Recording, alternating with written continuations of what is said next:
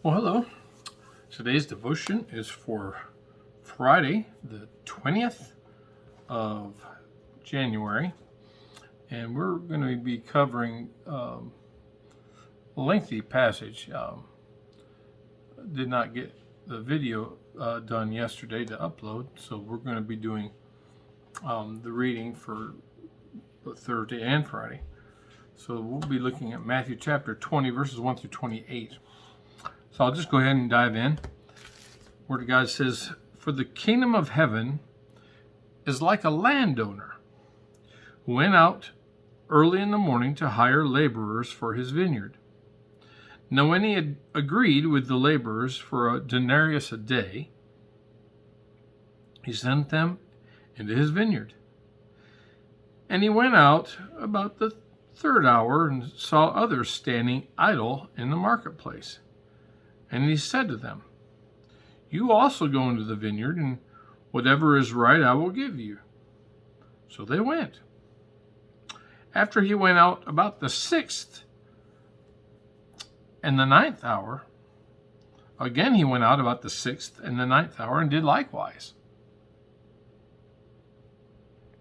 And about the 11th hour, he went out and found others standing idle. And he said to them, 'Why have you been standing here idle all day?' And they said to him, 'Because no one hired us.' He said to them, 'You also go out into the vineyard, and whatever is right you will receive.' So when evening had come, the owner of the vineyard said to his steward, 'Call the laborers and give them their wages, beginning with the last to the first.' And when those came who were hired about the 11th hour, they each received a denarius. But when the first came, they supposed they would receive more, and they likewise received each a denarius.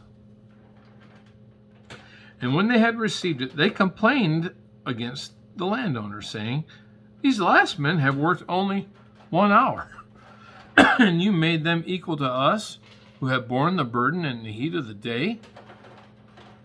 But he answered one of them and said, 'Friend, I am doing you no wrong. Did you not agree with me for a denarius? Take what is yours and go your way. I wish to give to this last man the same as to you. Is it not lawful for me to do what I wish with my own things? Or is your eye evil because I am good?' So the last will be first, and the first last.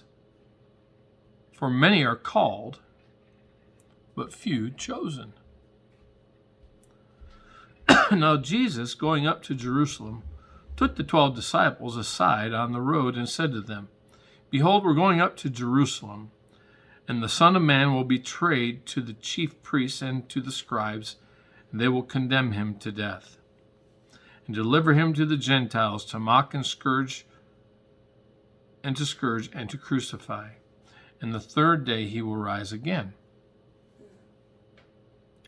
Then the mother of Zebedee's sons came to him with her sons, kneeling down and asking something from him. And he said to her, "What do you wish?" She said to him, "Grant that these 2 sons of mine may sit, one on your right hand and the other on the left, in your kingdom." But Jesus answered and said, "You do not know what you ask. Are you able to drink the cup that I am about to drink and be baptized with the baptism that I am baptized with?" They said to him, "We are able." So he said to them, "You will indeed drink of my cup and be baptized with the baptism that I am baptized with. But to sit on my right hand and on my left is not mine to give, but it is for those for whom it is prepared by my Father." And when the 10 heard it, they were greatly displeased with the two brothers. But Jesus called them to himself and said, "You know that the rulers of the Gentiles lord it over them, and those who are great exercise authority over them. Yet it shall not be so among you. But whoever desires to become great among you, let him be your servant. And whoever desires to be first among you, let him be your slave. Just as the Son of Man did not come to be served, but to serve, and to give his life a ransom for many." So there are a couple things going on here. First, Jesus tells a parable. Now, a parable is basically an illustration to using everyday life type situations to teach a spiritual truth. And the example here that he gives is a vineyard. A man owns a vineyard and he hires people to go out and work in the vineyard. He goes early in the morning. He sees some people standing there and he hires them to go out to work, agrees on the wage, and then goes out a few hours later, sees some more men standing around. He hires them, and on and on. And at the end of the day, he settles with them, and he paid them all the same.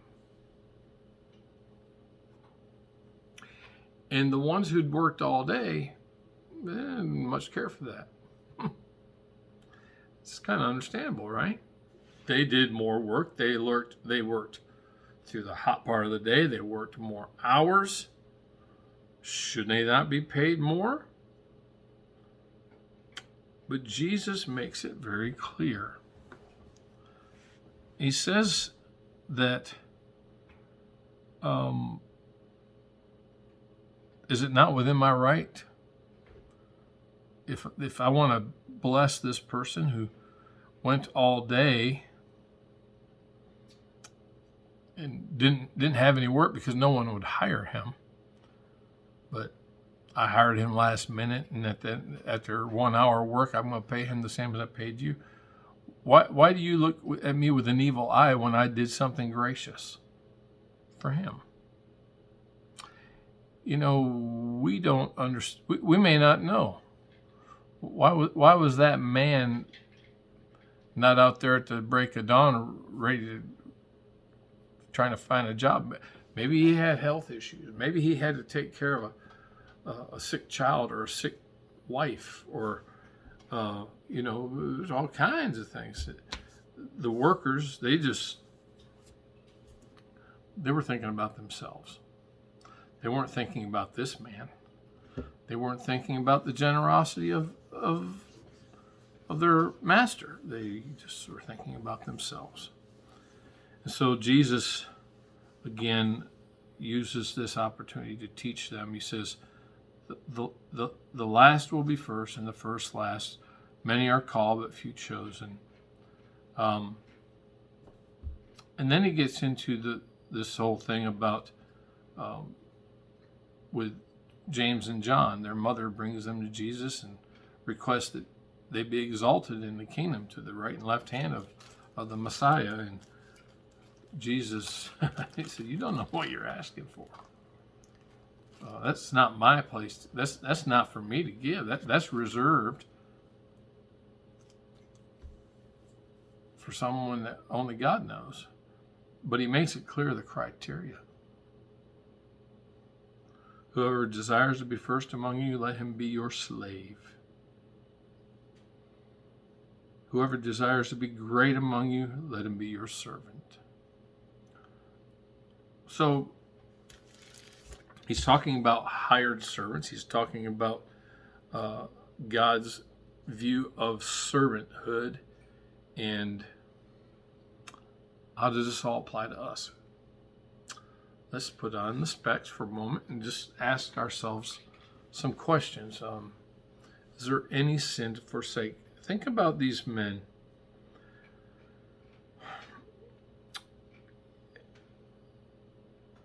The men that were hired early and got paid only and got paid what they agreed to. a denarius, but they became jealous. They had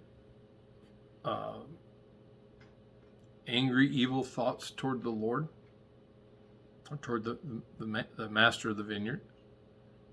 What was their deal? What was their sin? Was it jealousy, covetousness? Was it just envy?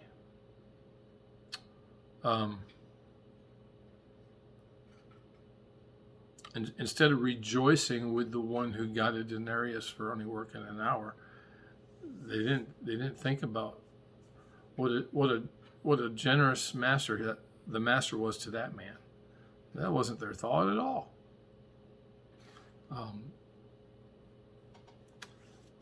I think it's important that we rejoice when someone else is blessed. I think to fail to do so is to be like these people. What about principles to apply or promises to claim? I don't see any promise, but I think the principle of servanthood is so clear in both the parable and in what Jesus says to his disciples. The first shall be last, the last shall be first. If you want to be first, you need to be a slave to all. And Jesus is our example of that as well. In Isaiah 53, he's described as the suffering servant. And he says here that he did not come to be served, but to serve. So he's our example of service, teaching us the principle of putting others first and serving. So now we come to the letter C. What is there a command? I think the command is just that is implied in that God expects us to serve one another, not be focused on just ourselves and what we have, how we can benefit, but how can we benefit others? How can we bless others? I think that's the command. And then finally, the letter T. Is there anything to be thankful for? I'm thankful that Jesus humbled himself, became a servant, even unto death on a cross. You know, as we think about the blessings of heaven and all the rewards of heaven, the hope, just the hope of everlasting life, all hinged on the fact that Jesus became a servant, that the King of Kings and Lord of Lords humbled himself and became a servant.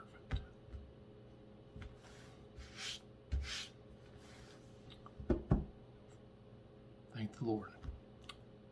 Amen. Listen, that's all I have for today. Hope you have a great weekend, and we will see you again next time.